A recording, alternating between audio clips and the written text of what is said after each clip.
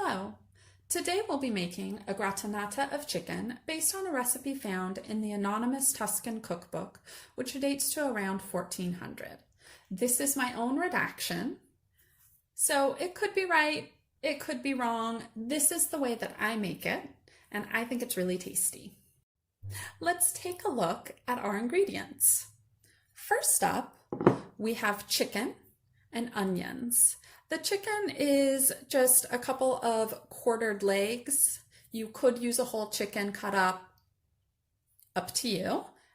This is actually a shallot because it's what I had, but you can use any type of onion that sounds good to you. The next ingredient in the recipe is lard. I didn't have any lard, so we're going to use a perfectly reasonable substitution of olive oil. This is actually found in quite a few recipes throughout the manuscript where you have the option of using oil or lard, so I feel fine doing that. Let's look at the rest of our ingredients. We've got verjus, spices, and eggs. Let's start with the verjus. So this is not a very common ingredient in a modern kitchen, but it's really common in medieval recipes. So one of the challenges is that it's kind of hard to come by. It is made by crushing unripe grapes to make a really sour juice. So there are a lot of different ways that you can substitute it. Sometimes people use lemon juice, sometimes people use vinegar. Those are all a little bit different than the real thing. In this case, I went back to the manuscript, and luckily, those medieval Italians sometimes had the same problem. So there's a recipe for a faux verjus. It uses tartaric acid, which is a byproduct of winemaking, also called cream of tartar, and either water or wine. You mix those together and kind of cook them to dissolve the cream of tartar, and you get a decent faux verjus. So what I have done is I've mixed about a half a cup of wine. I used a rosé because that's what was open, and half a teaspoon of cream of tartar. Next up, we have our spices. Spices are the real wild card in this recipe. I'll bring them up so you can see them. Because what the recipe says is spices and saffron. So we've got our saffron, but the other spices, I had to think of what those should be. The way that I did that is I went back through the manuscript and I looked at everywhere that a spice was named, and I made a list. And then I went back through my list and I said, well, what sounds good with the other ingredients in this particular dish? So this is what I came up with. This is my spice mix that I use. I think it's good. You could do a ton of different mixes and come up with some really different dishes, really. So I have salt, pepper, cinnamon. That's really common in a lot of medieval cooking, that kind of combo. And then I've got a little bit of ground coriander. And then I've got kind of a real wild card, which is sumac. A sumac is in one other recipe in this particular manuscript, but it is for cooking chicken. And I just thought it sounded really tasty, so that's what I've decided to use. And then of course our last ingredient is going to be egg yolks. We're only using yolks, so I'll find something else to do with the whites. All right, let's get cooking. I've got my pan over medium heat. I put a little bit of that olive oil in there. Again, that could be lard. Today we're using olive oil. Gonna go ahead and put my chicken in. I'm gonna put it kind of skin down. And I'm gonna let that cook. I'm gonna add my onions.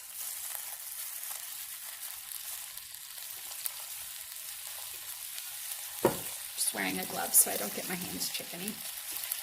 That's all. So we're going to go ahead and let that cook as is for about 5 minutes. Okay, it's been about 5 minutes. So what I'm going to do is I'm going to add some water.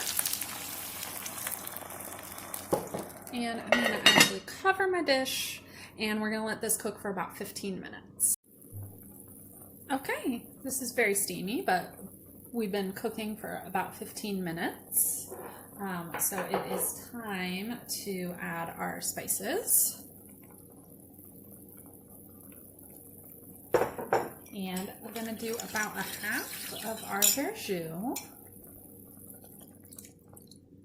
We're going to keep the other half to mix with the egg yolks. And then I'm going to actually turn my chicken over. Oh, I lost the skin. That's okay. Yeah, on both pieces. That's fine though. So we're going to turn our chicken over, but nestle back in here. Mix our spices in a little bit. And then I'm going to go ahead and let this keep cooking for another maybe 10 minutes. What I want is for the chicken to be like super fall apart tender, and that should give us enough time to do that. Okay, so that's been cooking about 10 minutes. We're gonna go ahead and you can see it's really falling apart, but we are still gonna go ahead and take the temperature because that's just the safe thing to do. Can't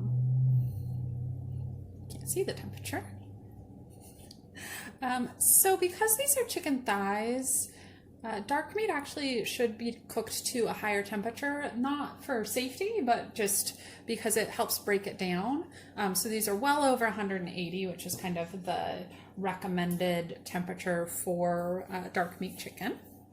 So now we will check the flavor on the sauce that's in here.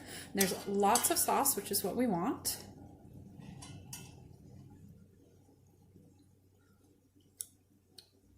That tastes pretty good. I don't feel like I need to adjust any of the seasoning. So what I'm going to do is I'm going to take the chicken out and we'll start our sauce. Okay, so we're ready to make our sauce. I've got my egg yolks and I'm just going to mix them together with the rest of my verjus, which is a little acidic, so that actually starts to cook your eggs. You can see them change color a little bit. So once you add that, you want to kind of keep stirring.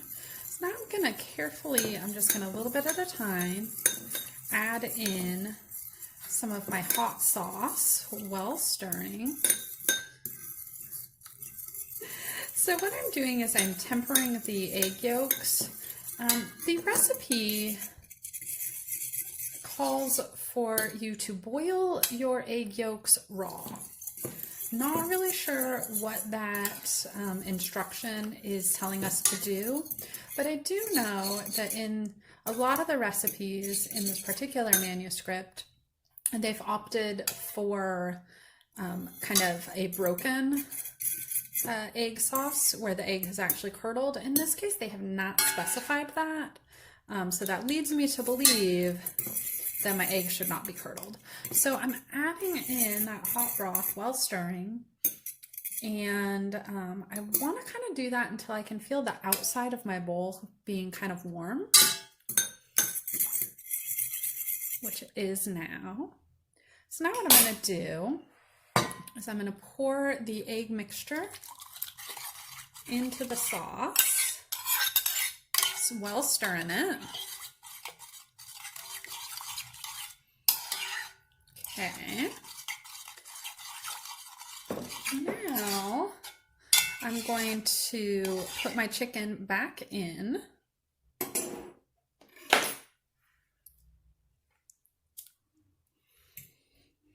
I'm all kind of nestled in that sauce, and then I'm going to go ahead and put this back on the fire and let it really slowly come up to a slow simmer, and that's going to thicken our sauce. All right, so our sauce has been brought to just a light boil. You can see that it is now nice and thick, and we're kind of tangy, and it's really rich from the egg yolks and really creamy, but it doesn't have any dairy in it. So that's kind of a cool feature of this recipe. And yeah, thanks for joining me on this. Okay, so here is my finished dish. My rice is a little bit too much the same color, but I've got some rice cooked in broth, my chicken, and some wilted spinach.